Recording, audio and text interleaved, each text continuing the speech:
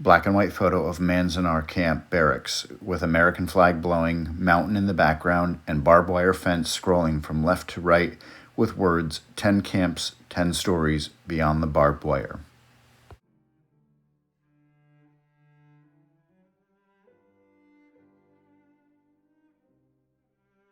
Small black and white photo of Miyo Okubo in the bottom left side with one of her drawings showing her and her brother Toku with their bags 13660 labeled along with Citizen 13660 Miyo Okubo.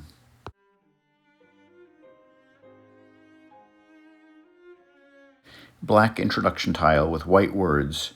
Topaz War Relocation Center in Utah was one of 10 camps established after EO 9066.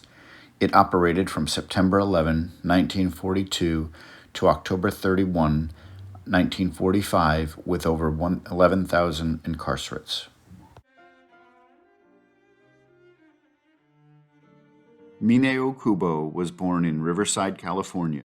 Black and white photo of Miyo Okubo, circa 1930, at the age of 18 years old, with a bob haircut. On June 27, 1912. Black and white photo of Miyo Okubo, circa 1938 to 39, wearing a dark sweater and white collared shirt underneath.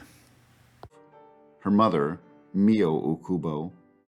Black and white video showing Japanese American children working at their school desks with a teacher working with them. Had been an honors student and graduate of Tokyo Art Institute and encouraged her children to pursue artistic careers.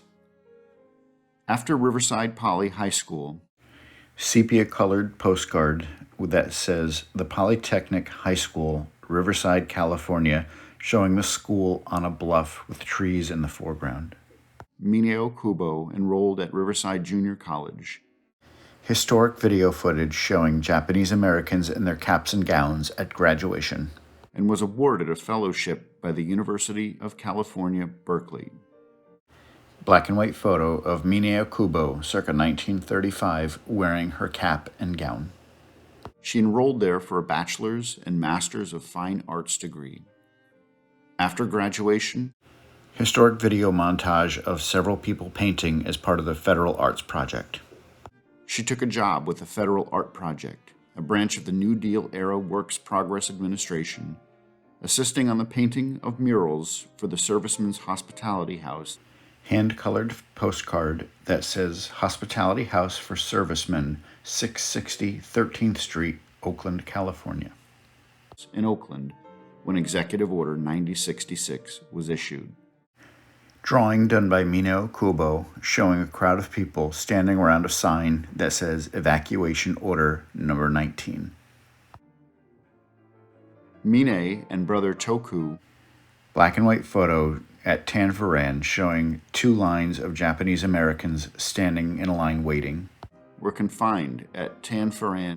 Black and white photo showing the stables at Tanforan Detention Center. Then moved to Topaz War Relocation Center. Black and white photo of signs. They say Topaz Relocation Center, Central Utah, and Stop Area Limits, Sentry on Duty. The heads of the family. Black and white video of Miyo Okubo from 1965.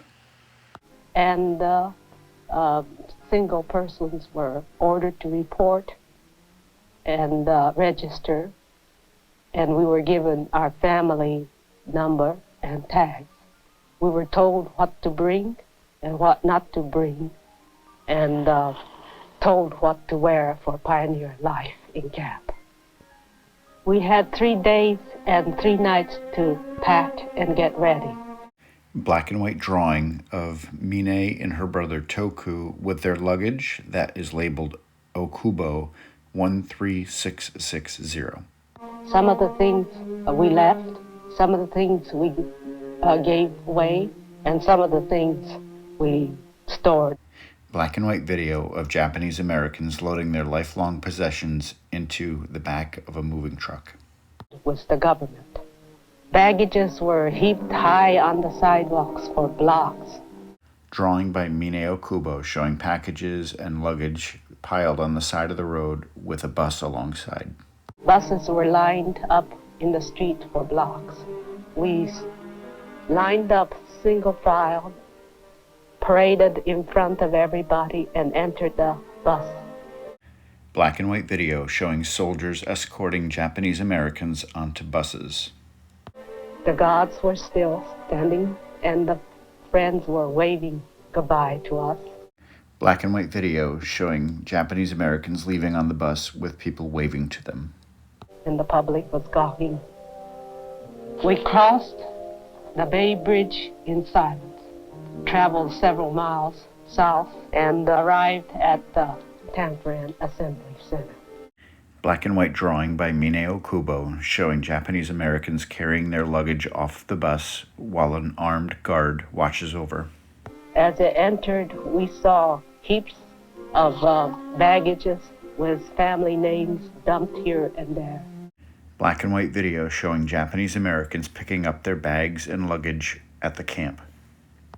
The bus drove in front of the grandstand, and we got out, and we were searched for contraband.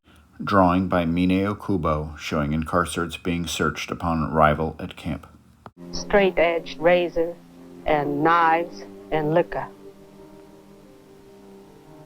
And then we went to the registration table. Black and white video showing incarcerates being handed their family number tags to attach to their luggage.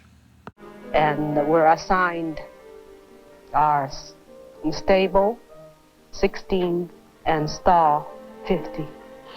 Drawing by Miyo Okubo showing her brother Toku and her being led to their stalls by the guide. The guide then took us across the center field to our stable and stall. We went inside to the dark, dimly lit back part and saw two army cots. Image from Miyo Okubo's book showing her drawing of her looking into their stall. Against the wall. My brother opened one and I opened the other.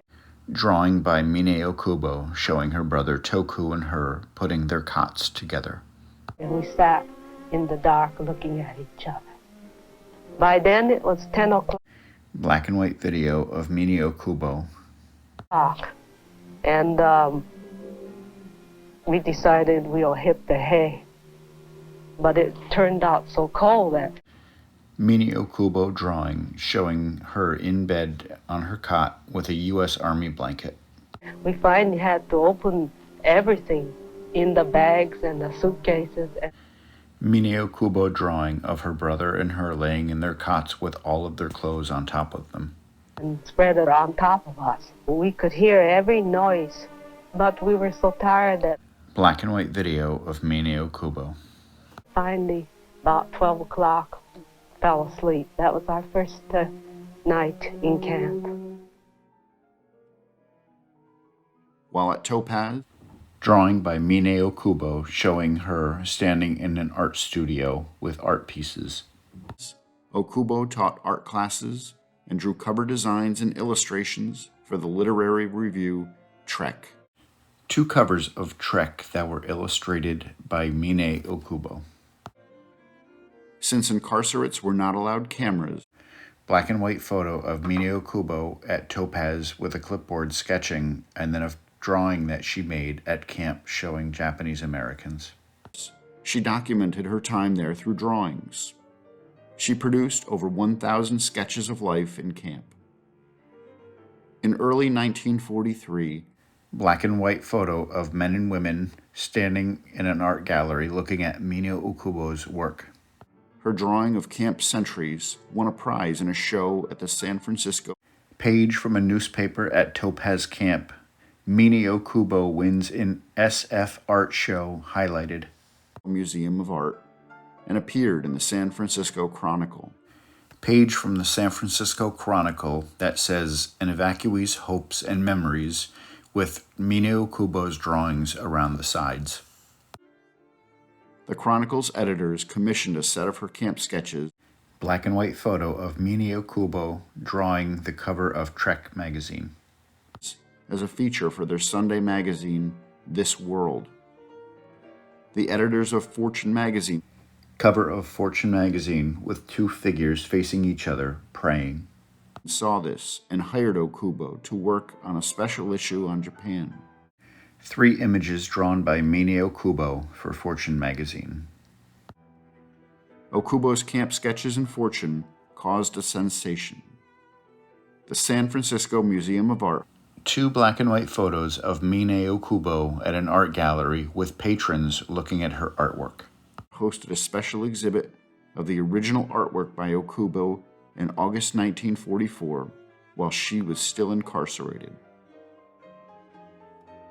With the help of Fortune magazine, United States War Relocation Authority Citizens Indefinite Leave Card for Miyo Okubo, January 18, 1944. Okubo was able to leave Topaz in 1944 and settle in New York. The magazine's editors found her a studio apartment in Greenwich Village. 2 black and white photos of Miyo Okubo in her apartment in Greenwich Village, New York. She continued to live there and work until her death. After Topaz, black and white photo of Miyo Okubo on the left and a newspaper article mentioning Portrait of an Artist on the right, scrolling down. Okubo arranged her sketches in order and drafted text for each sketch. Columbia University Press published the work Citizen 13660. Photo of Miyo Okubo's book, Citizen 13660, that is red in color. In September 1946. It told of Okubo's forced removal. Black and white photo from inside one of the barracks showing Japanese American children working on an art project at a table. And life at Tanforan and Topaz. It was the first book-length account on America's concentration camps. Sketch of City of Topaz block plan map drawn by Miyo Okubo. From the perspective of a former incarcerate. Drawing done by Miyo Okubo showing herself sitting looking at the incarcerates inside the barbed wire. In Citizen 13660, drawing done by Miyo Okubo showing incarcerates standing outside of the barracks in the snow. Okubo captured how World War II. Drawing done by Miyo Okubo showing truckloads of incarcerates leaving the camp. And the subsequent incarceration changed her life. Drawing done by Miyo Okubo showing herself standing by a car looking back towards the fence. In 1983, color photo of Miyo Okubo holding a copy of Citizen 13660. A reprint edition of Citizen 13660 was released with a new introduction by the author. It won an American Book Award. The new edition, drawing done by Miyo Okubo showing herself sitting on the cot next to a potbelly stove, achieved the status of an Asian American classic. At the same time, Okubo became increasingly active in the Japanese American redress movement. Color photo of Miyo Okubo standing in the background with 3 other Japanese Americans. In 1983, black and white photo taken at the U.S. Capitol showing a table with microphones and Japanese Americans sitting behind it. She testified before the U.S. Commission on Wartime Relocation and Internment of Civilians and offered a copy of Citizen 13660 as evidence. On the left side, a pamphlet that says The Displaced Japanese Americans with a drawing by Miyo Okubo, and on the right side, a black and white photo of Miyo Okubo.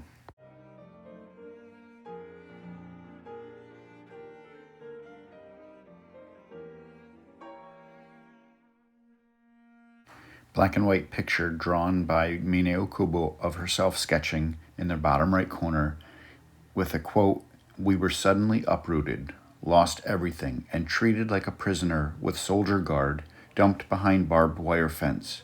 We were in shock. You'd be in shock. You'd be bewildered. You'd be humiliated. You can't believe this is happening to you. To think this could happen in the United States.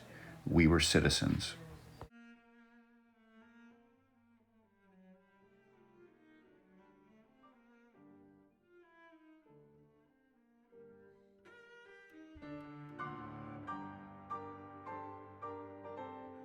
Black screen with white lettering, credits.